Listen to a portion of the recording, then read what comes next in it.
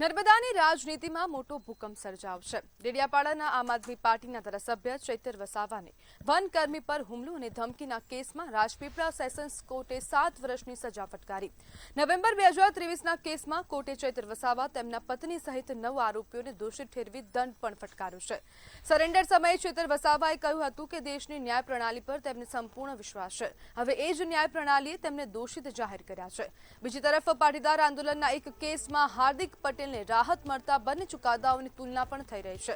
રાજકીય રીતે સૌથી મોટો પ્રશ્ન હવે ચૈતર વસાવાના વિધાનસભા સભ્યપદનો છે, જેને પ્રતિનિધિત્વ કાયદા મુજબ 2 વર્ષથી વધુ સજા થતા ધારાસભ્ય પદ માટે અયોગ્યતા લાગુ પડી જાય છે।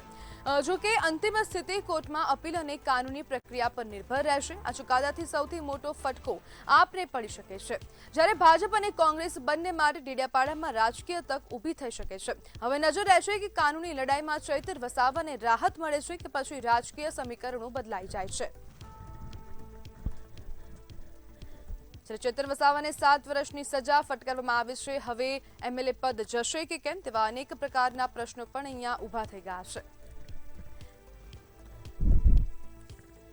આપણી સાથે ચર્ચા કરવા માટે પત્રકાર વિનોદ કરાડે જોડાઈ ગયા છે। વિનોદભાઈ, 7 વર્ષની સજા તમે કેવી રીતના જોઈ રહ્યા છો આ ચુકાદાને?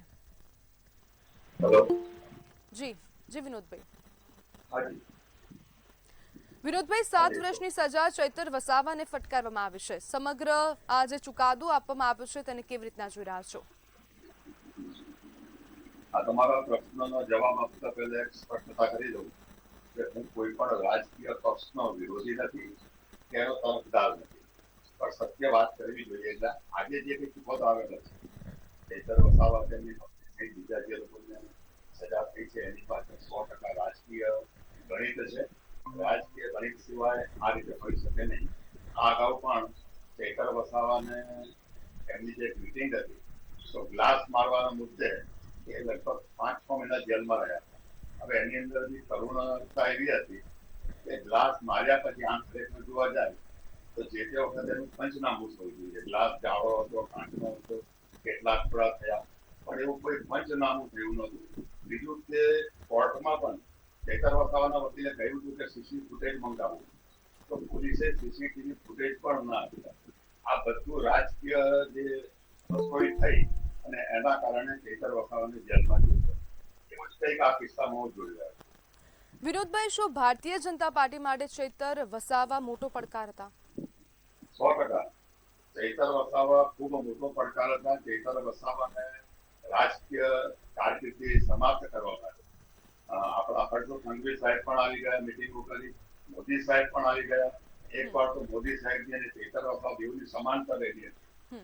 તો જો આપણે પ્રમાણિકતાથી જોવા જઈએ, મેં તો જોયું છે તો ચૈતર વસાવાએ વગર ખર્ચે જે કોઈને કોઈ ગિફ્ટ નહીં, દારૂની બાટલીઓ નહીં, પોટલીઓ નહીં, અને સ્વયંભૂ જે પબ્લિક ઉમટી પડેલી, એ ખરેખર એવું લાગે કે ચૈતર વસાવા જનનાયક છે અને જનનાયકના તરફદારીમાં આ બધી પબ્લિક આવેલી। બીજું કે હમણાં ચૈતર વસાવા આપમાં છે અને ભાજપને હંફાવે।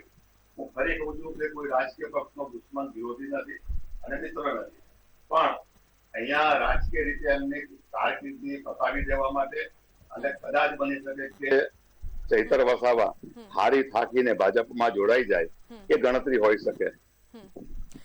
વિનોદભાઈ, 2027માં વિધાનસભાનું ઇલેક્શન છે, 2029માં લોકસભાનું ઇલેક્શન, હવે તો રસ્તો ક્લીન થઈ ગયો। હા, એ જો એમાં 2 વસ્તુ છે કે હમણાં ચૈતર વસાવા જેલમાં હતા ત્યારે એમની પત્નીએ બાગડોર સંભાળી લીધેલી, પરંતુ ઘણી વાર એવું કરે કે હાથના કર્યા હૈયે વાગ્યા ગુજરાતીમાં કહેવત છે। તો આ ઘટનામાં પણ ત્યાંની પબ્લિક ચૈતર વસાવાને ભગવાન માને છે એ રીતનું હાલમાં છે અને ખરેખર કામ કરે છે। એમણે એટલા બધા ભ્રષ્ટાચાર ઉજાગર કરેલા છે કે જેમાં બીજેપીના લોકો પણ મંત્રીઓ સંડોવાયેલા છે।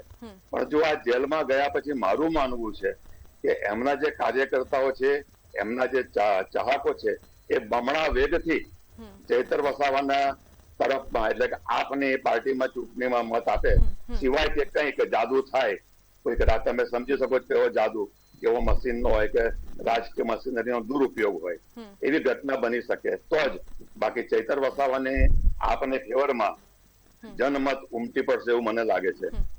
વિનોદભાઈ, ડેડિયાપાડામાં પેટા ચૂંટણી યોજાય તો શું બદલાશે? પેટા ચૂંટણી બદલાઈ છે એમાં પણ જો આ તમે હમણાં જે પેટા ચૂંટણી ગઈ હતા એમાં બી આ બદલાશે એટલે આપ અને એક હવે એવું લાગે છે મને કે નાંદોદના પેલા ધારાસભ્ય બેન દેશમુખ એમને પણ રહીને થાય છે કે મારું અન્યાય થાય અપમાન થાય એટલે જે આદિવાસી એક છે જે પહેલા થોડા વિખૂટા હતા તે એક થઈ રહ્યા છે અને એનું પરિણામ આપને મળે અથવા તો બીજેપીની વિરુદ્ધ જાય એવું બની શકે. જી બિલકુલ વિનોદભાઈ, જોડાવા બદલ આપનો આભાર.